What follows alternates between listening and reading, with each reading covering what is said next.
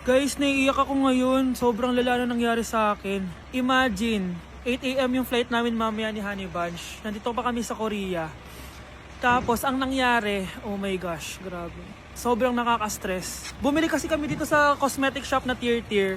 Tapos, edi may mga tax refund siya. Edi binigay ko yung mga passport namin, ganyan. Yung kay Honey Bunch na balik. Tapos ako, ang tanga ko kasi na-distract ako kay ate kasi marunong siya mag-Pilipino. Siyempre na-entertain ako ganyan. So anong nangyari, inayan na ako umalis ni Honey Bunch. Hindi ko man lang napansin na hindi ko nakuha yung passport. Sobrang tanga. Kumain pa kami, naglibot-libot pa kami. Like hindi ko man napansin. Pauwi na kami papuntang hotel. 600 pesos yung booking. 10 minutes lang kami nakasakay, tapos chinek ko yung bag ko. Sabi ko, bakit walang passport dito? Wala yung passport ko.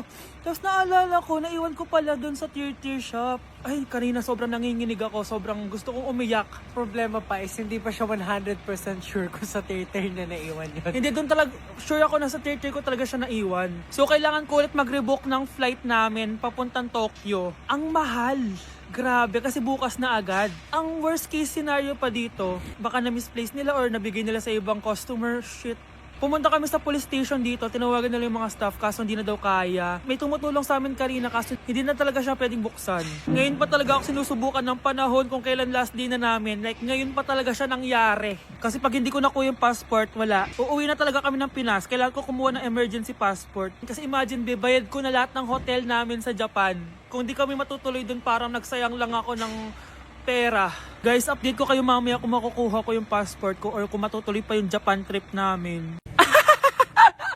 Nakakatawa! Be, tingnan mo oh. Hala.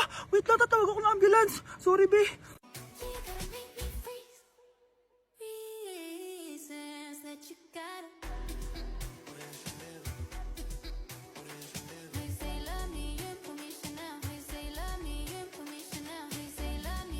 God, I wanna feel again. Oh God, I wanna feel again. Be, ano yun? Bakit sila nagkikiss? It must have been the wind. Aroy, tinanggalan ako ng ngipin. Napakalaki ng tinanggal sa akin. Hello guys! Kung napapansin nyo, naka-brace na naman ako. Ilang araw din ako di makakain na maayos dahil sobrang sakit niya guys. So bakit nga ba ako nagpa-brace ulit? Fun fact lang guys, 6 years na ako naka-brace before. Pero di pa rin na-address yung issue sa ngipin ko. Kung makikita nyo sa picture guys, medyo palabas or flared yung ngipin ko. Kaya naman nag-decide na ako na magpa-brace ulit. Sabi din ng dentist ko, kailangan daw tanggalin yung 4 na premolars ko para daw pumasok yung mga ngipin ko. Kaya ngayong araw, tatanggalin yung mga premolars ko. Bago pala ako pumunta ng dentist, kumain na muna ako kasi alam ko di ako makakain mamaya. Buti na lang talaga masarap ang ulam at nakakain talaga ako na madami. Medyo kinakabahan nga ako kasi ngayon na lang ulit ako mabubunutan ng ngipin. Yung last bunot ko ata nung bata pa ako. Dahil tulog pa si Honey Bunch, di ko na siya gigisingin. Ako na lang mag-isa pupunta sa dentist. Good luck na lang talaga sa akin mamaya. So ayan, kinakausap na ako ni Doc. Sabi niya wala daw ako mararamdaman na sakit kasi may anesthesia naman daw na ilalagay. Ito pala yung x-ray ng mga ngipin ko. So yung may black dot dyan, yun yung mga tatanggalin. Kung makikita nyo din, impacted din yung wisdom tooth ko. So ipapatanggal ko din yan soon. Ito na guys, last look na buo ang ngipin ko. Kasi mamaya bungal na ako. Ayan guys, nilalagay na ni Doc yung naming cream para kapag in-inject na ako ng anesthesia, wala na ako maramdaman. Dito sa part na to, di ko na ma-feel yung bunganga ko. At thank you Lord talaga, hindi siya masakit. Parang hinihila lang yung ngipin mo ganun. Charan! Tapos na, medyo nahirapan si Doc ha. Paano di mahirapan? Sobrang laki ng kinukuha. Rate ko yung pain niya, siguro 3 out of 10 lang. Pero alam ko mamaya pa to sasakit pag wala na yung anesthesia. Sabi ko din kay Doc kung pwede ko bang itago yung ngipin ko, ilalagay ko lang sa ilalim ng unan. Eto na guys, ang itsura ng ngipin ko ngayon. Bungal ira na. Dalawa lang pala muna binunot ni Doc kasi next week daw yung dalawa pa. So yun lang naman guys, bye! Kala ko biro lang siya. Guys oh! Trying Viral TikTok Snacks Part 2! Eto na sila! Alam niyo na kung anong gagawin natin. Sabi niyo kasi marami pa ako hindi natitikman kaya naman bumili pa ako na madami. Una natin titikman itong yogurt pero nakalagay siya sa baby bottle. Huh? Guys, hindi siya joke. Nasa baby bottle talaga siya. So paano to inumin? Sisip-sipin natin siya dito. Medyo maasim siya. Lasa siyang yogurt na nabibili lang natin pero with a twist siya kasi dito mo siya iinumin. Nothing special. Ipatry natin kay Honey Bunch.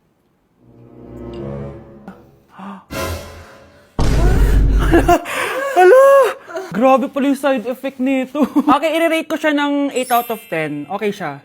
Okay, next natin to guys. Meron tong 266,000 sold. Palagi ko to nakikita pero never pa ako nakatikim neto. Ang dami! Guys, tignan nyo. Para siyang fries. Amoy biryani. 1, 2, 3.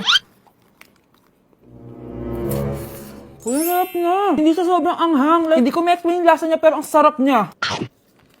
Medyo mahirap lang siyang nguyain. I-rate ko to ng 9 out of 10. Eto na guys, sobrang sikat nito dati. Hulaan nyo. Sana secret! Eto yung pistachio kanafe na inspired dun sa Dubai chocolate. Di ba sobrang viral nun? Tikman na natin. So ito yung tsura niya guys, and buksan na natin siya. Ano, di siya satisfying. Medyo disappointed ako dun pero malay nyo sa lasa bumawi siya. Tama ba itong nalalasahan ko na parang walang lasa? Parang chocolate lang yung nalalasahan ko.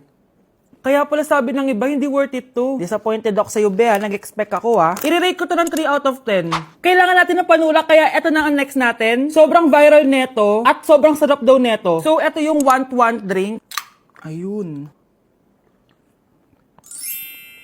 Ooh. May kalasa siya! Lasa ng how-how, pero drink siya. Patikim natin kay Honey Bunch. Yes! Ano? Lagay mo yung sarap. Uubusin ko yung bukas. Hindi ko na kailangan mag-explain. I-rate ko siya ng 9.5 out of 10. Okay, next natin tong sour head. Hindi ko alam bakit sobrang dami na nabili ko. Na para bang magre-resell.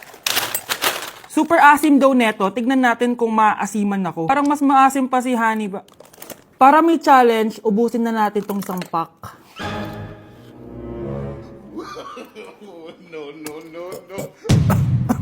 Ganyan yan yun. Akala ko biro lang siya. Maasim pala talaga siya. Guys, OA. I-rate ko siya ng 8.5 out of 10. Worth a try siya, guys. Parang sumakit yung tiyan ko, guys. Sobrang asim. Okay, next natin tong chicken spicy noodle ball. Haba ng pangalan, Hindi ko alam bakit sobrang dami na nabibili ko. Tikman na natin sila. Ganito yung itsura niya, guys. Unang kagat.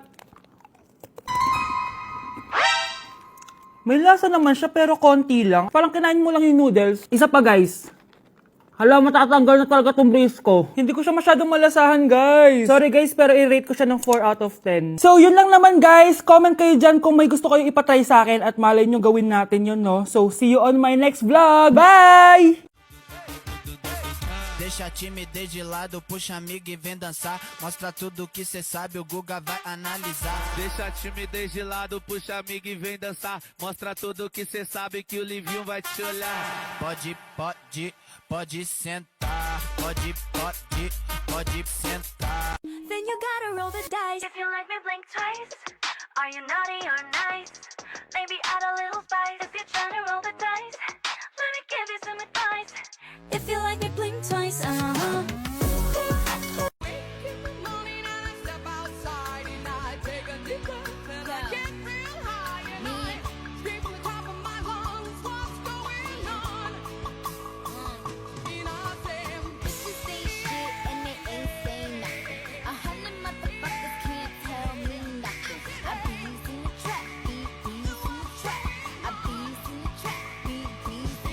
Manonood ako ng horror? Comedy na lang, puro ka horror, nagmumukha ka ng multo. Eh di wag ka manood, basta horror ang papanoorin ko. Comedy nga, para masaya. Aba, pati yan pag-aawayan nyo? Ako na lang manonood. Ayan, comedy pa kasi gusto mo. Nakakatawa kasi yung mukha mo. Nayo! Anak, saan niyo gusto pumunta sa Sabado? Sa Baguio, Nay, para malamig tapos maraming strawberry. La Union na lang tayo, Nay, para sa beach tayo tapos picture-picture tapos kain tayo ng seafood. Ano ba talaga? Baguio, Nay, La Union. O sige, magkanya-kanya na lang tayo, ha? Mga anak, bibili ako ng pagkain. Ano gusto nyo? Jollibee Cheesy Yum Burger! Abay, mala! Nagkasundo kayo, Gaya-gaya. Bias ko yun, Bias ko din yan. Pero narinig ko na may bagong special Cheesy Yum Burger at gusto ko itry. O sige, mga anak, wait nyo ako, ha? Mga anak, kain na! Sarap pa rin itong original Cheesy Yum Burger for me. Ang beefy lang hap sarap patty with cheese and classic yum sauce ng Jollibee. Bias talaga! Wow! Kakaiba yung atake na itong special cheesy yum burger. Pang bias wrecker. May beefy lang hap sarap patty at cheese na nga. Meron pang crunchy pickle, onions, and ketchup. Oh, akala nyo kayo lang? Meron din ako niyan. Di talaga magpapatalo si nanay, oh. True. Okay, class. 5 points sa akin ang makakasagot neto. Ano ang pangalan ni Rizal? Ma'am. Yes, Scarlett? Rizal Park. Anong Rizal Park? Jose Rizal yon. Diyos ko, mga bata ngayon. Siya ang pambansang... Ma'am, siya ang pambansang opa. Siya ang pambansang bayani natin. Anong pinagsasabi nyo? Oh, kompletuhin nyo to. Ang kabataan, ang pag-asa ng busan. Mali! Bayan! Pinagluloko nyo ako, ha? O eto, ano ang sinulat na libro ni Jose Rizal? Ma'am, El Filibusterismo. Imnida.